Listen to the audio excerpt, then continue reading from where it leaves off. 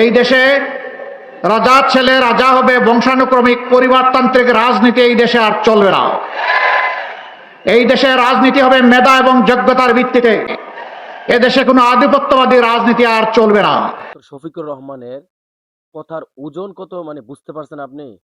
কথা বলবে হালকাভাবে, কিন্তু এটার ওজন থাকবে অনেক ভারী। এখানে ৩টা পয়েন্টে কথা বলছেন। একটা হচ্ছে এই দেশে পরিবারতান্ত্রিক কোনো রাজনীতি চলবে না। এই কথাটার মানেটা কি বুঝতে পারছেন? রাজার ছেলে রাজা হতে পারবে না। আর এই দেশে রাজনীতি চলবে মেধার ভিত্তিতে।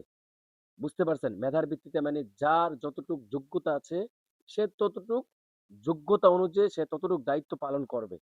মেধা অনুযায়ী আমার এতটুকু মেধা আছে, আমার মেধা আছে, আমার একটা ওয়ার্ডের মেধা, আমি ঠিক ওয়ার্ডের মেধা হয়ে আমার থাকতে হবে।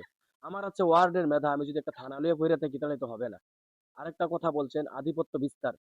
আধিপত্য বিস্তার যেটা বলছেন, সেটা হচ্ছে আপনি একটা এরিয়ার মধ্যে বংশাবলী অথবা রাজনৈতিক গোষ্ঠীকে নিয়ে একটা প্রভাব ফালাই রাখছেন। আধিপত্য, আপনার যে আধিপত্য বিস্তার, আপনার যে শক্তি, আপনার যে ক্ষমতাকে মানুষকে জানান দিয়েছেন হুমকি দামকির মাধ্যমে, এসব এই দেশে চলবে না।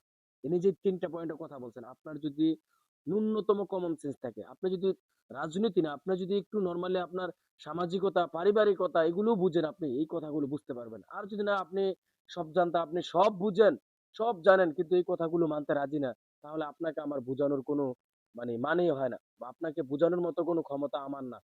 বিশ্বের শ্রেষ্ঠ গানই আইনা দিল আপনি বুঝবেন না। আপনি বিচার মানেন, তাল গাছ আপনার, এরকম আর কি।